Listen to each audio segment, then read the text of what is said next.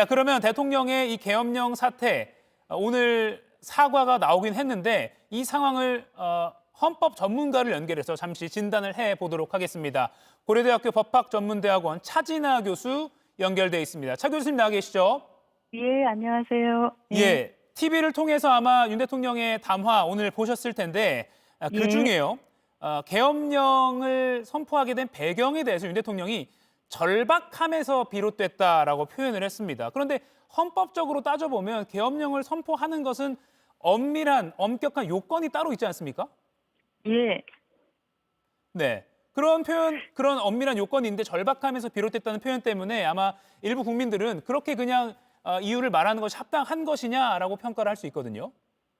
예, 그래서 이번에 발령한 비상계엄은 헌법 제77조 제1항에서 규정하고 있는 그러한 요건에 부합하지 않기 때문에 위헌적인 비상계엄 발표였고요. 그런 비상계엄 선포의 어떤 잘못에 대해서 무조건적으로 사과하는 것이 필요하지 않았나 싶습니다. 그래서 본인이 절박한 이유에서 그 비상계엄을 선포했다라고 했지만 국민들 입장에서는 좀 변명으로 보일 여지가 있지 않았나 싶습니다. 우리가 사과를 할 때에는 본인이 무엇을 어떻게 잘못했는지를 가감 없이 그대로 인정할 때에 국민들이 어떤 진심의 사과로 받아들일 것이기 때문에 그런 부분은 좀 많이 아쉬운 부분입니다. 예. 그리고 이제 법적인 정치적 책임 문제를 회피하지 않겠다라고 말을 했습니다. 뭐 정치적 책임은 제가 차 교수님께 직접 여쭙지는 않겠습니다만 네. 법적 책임 문제는 이제 법 전문가시니까요. 네. 위헌적인 계엄을 선포해서 국가를 혼란에 빠뜨린 것은 뭐 사실이라고 받아들일 수가 있는데 그러면 대통령이 법적 책임을 어떻게 져야 한다고 평가하십니까? 이제부터 이제 법적인 문제가 시작되고 있는데요. 그 법적인 문제로서 지금 논의되고 있는 탄핵 소추와 관련해서 일단 그 만약에 탄핵 소추안이 가결이 될 경우에 헌법재판소에서 탄핵 심판 절차가 진행이 될 것이고 그때 파면 여부가 결정될 것인데 이게 일단 징계 책임으로서의 법적 책임을 얘기하는 것이고요. 그리고 이제 그 징계 책임과는 별도로 형사 책임의 문제가 또 남아 있습니다. 그래서 이러한 비상계엄을 선포하고 또 특히 그 주요 정치인들을 체포해서 감금하려고 시도했던 그러한 것들이 어떤 내란죄의 우두머리로서의 법적인 책임이 있는가, 형사법적 책임이 있는가 하는 그러한 문제에 있어서도 법적 책임의 문제가 앞으로 계속 제기될 것으로 보입니다.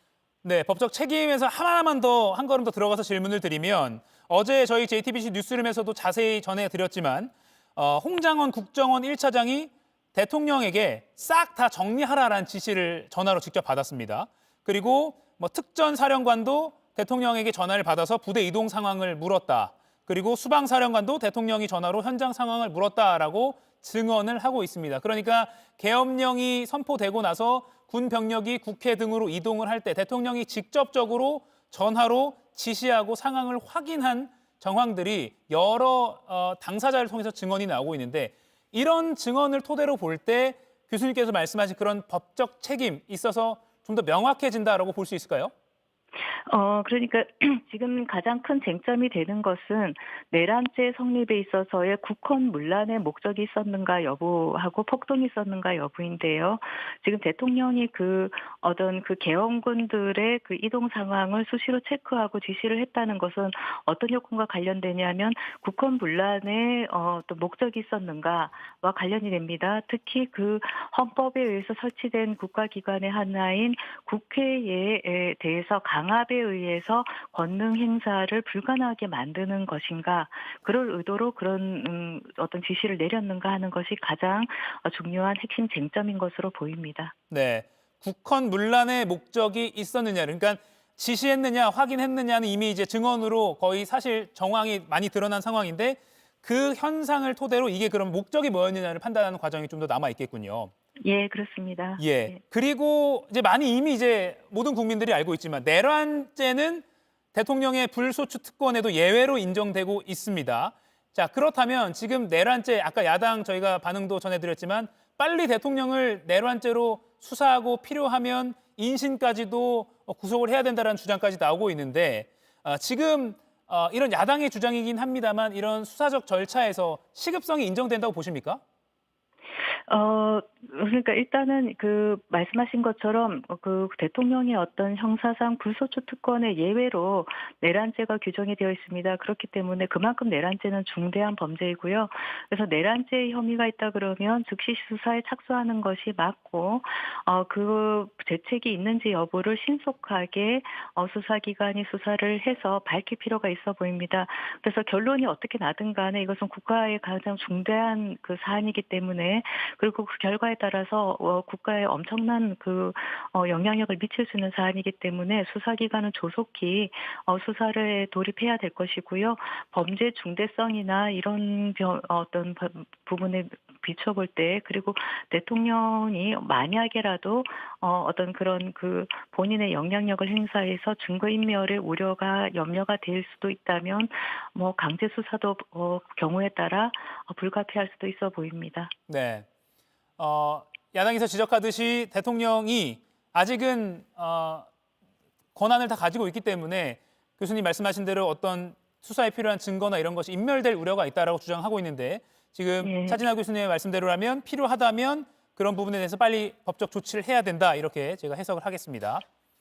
예, 그러니까 이제 그게 필요하다면 만약 이제 증거인멸의 우려가 있다면 그런 조치를 불가피할 수도 있습니다. 네. 예. 마지막 질문 드리겠습니다. 오늘 오후 5시에 국회에서 탄핵안 표결이 있습니다. 그 이후의 과정이긴 합니다만 만약에 가결이 되면 헌재로 이제 공이 넘어가게 되는데 6명으로도 심리를 할 수 있다라는 헌재 입장이 나와 있지만 이게 뭐 또 중대사를 따지는데 6명으로서는 헌재 입장에서 부담이 따를 수 있다 이런 해석도 나오고요. 지금 이런 예. 6인 체제 헌재에 대해서는 교수님은 어떻게 평가하십니까? 그러니까 그 얼마 전에 그 헌법재판소가 그 이진숙 방통위원장이 헌법소원 심판 절차에서 그 적용되는 헌재법 23조 1항에 대해서 효력 정지 가처분을 함으로써 7인 이상이 그 출석해야지만 심리가 열릴 수 있다는 규정인데요. 그것의 효력 정지 가처분을 인용함으로써 6인 이상이 출석해도 심리를 열 수 있는 것으로 해서 지금 진행 중인 것으로 압니다. 그런데 이론적으로만 본다면 그 탄핵 심판 절차에서 인용을 위해서는 재판관 6인 이상의 찬성이 필요하니까 6인 이상이 출석하면 심리가 열릴 수 있고 그리고 거기에서 만장일치로 6명이 찬성하면 탄핵이 되기는 합니다. 그런데 이제 우리가 이러한 국가적인 중대사에 있어서 만장일치로만 어떤 결정을 할 수 있는 이런 6인 이상의 찬성을 요하는 이러한 사건에서 헌법재판소가 어떤 식으로 결론을 내든 간에 결정을 내는 것은 그 결정의 정당성에 대한 어떤 신뢰를 많이 약화시키기 때문에요. 그래서 현실적으로 그 심판까지 그러니까 결정을 내릴 수 있는 것은 좀 어렵지 않은가. 다만 심리는 계속 열었다가 나중에 재판관들을 추가적으로 임명하게 되면 그러면 그 추가된 그 재판관들에 대해서 변론을 갱신해서 같이 그 결정에 임하는 그런 식으로 할 가능성이 더 높지 않은가 싶습니다. 네. 알겠습니다. 오늘 오전 10시에 긴급 담화가 있었고 이에 대해서 법적으로 차진아 교수님과 분석을 해봤습니다. 고려대 법학전문대학원 차진아 교수님이었습니다. 고맙습니다. 예, 감사합니다.